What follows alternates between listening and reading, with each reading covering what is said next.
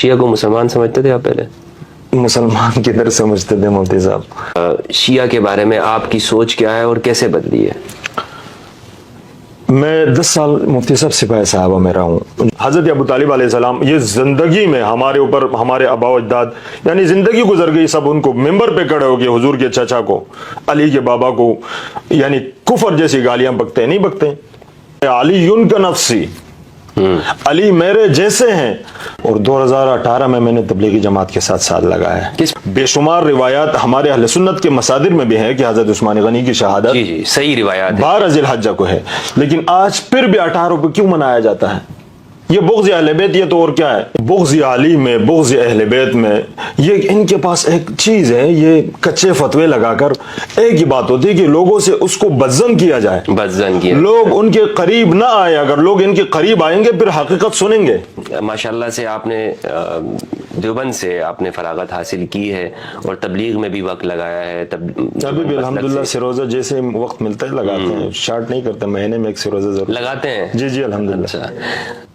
تو یہ ہے اہل بیت واللہ بہت زیادہ مظلوم ہے. نہیں تو حضرت آپ کیا سمجھتے ہیں کہ جب ہم اہل بیت کی بات کریں تو اس پہ تو فخر ہونا چاہیے تھا نا ہمارے, یعنی اہل سنت کو, دیوبندی ہوں بریلوی ہوں اہل حدیث ہوں, بھائی یہ شخص اہل بیت کی بات کر رہا ہے, یار ہمارا سنی ہے, ہم اہل بیت کو زیادہ ماننے والے ہیں.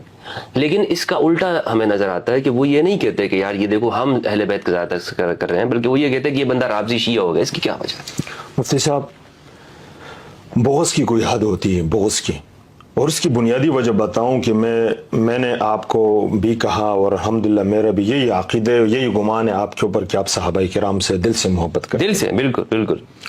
لیکن بغض علی میں بغض اہل بیت میں یہ ان کے پاس ایک چیز ہے. یہ کچے فتوے لگا کر ایک ہی بات ہوتی ہے کہ لوگوں سے اس کو بدظن کیا جائے, بدظن کیا, لوگ ان کے قریب نہ آئے. اگر لوگ ان کے قریب آئیں گے پھر حقیقت سنیں گے. جب حقیقت سنیں گے ان کی دال روٹی. میں یہ فرقواریت پہ اگر آپ کی اجازت ہو ایک بات کرتا ہوں. بالکل. یہ فرقواریت کیا ہے مفتی صاحب کو اس کی بنیاد وجہ ہے. فرقواریت کی ایجاد فرعون نے کی ہے. فرقواریت کی ایجاد وہ قرآن کریم میں ہے, ان فرعون علا فی الارض وجعل اہلہا شیعا یستضعف طائفۃ منہم یذبح ابناءہم ویستحیی نساءہم. فرعون نے یہ فرقواریت کی ایجاد کیوں کی تھی؟ بنیادی وجہ جانیے.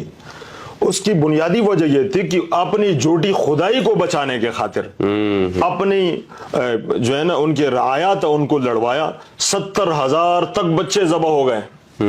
اور یہ مفتی شفیع صاحب نے لکھا ہے کہ فرقواریت میرے پاس PDF میں ہے, میں انشاءاللہ آپ کو دکھا بھی دوں گا. فرقواریت کا خاتمہ کیسے؟ فرقواریت کا خاتمہ کیسے وہ کہتے ہیں کہ اس کی ایجاد کس نے کی ہے؟ فرعون نے, اور اپنی جھوٹی خدائی کو بچانے کے لیے. ہم نے بھی ممبر کو بچانے کے لیے, یہ اپنے پیٹ کی خاطر. ورنہ کون ہے آپس میں لڑنے والے؟ مجھے اکثر لوگ کہتے ہیں کہ بھئی یہ دیکھو یہ شیعہ سنی تو پرانے اختلافات ہے فلانا.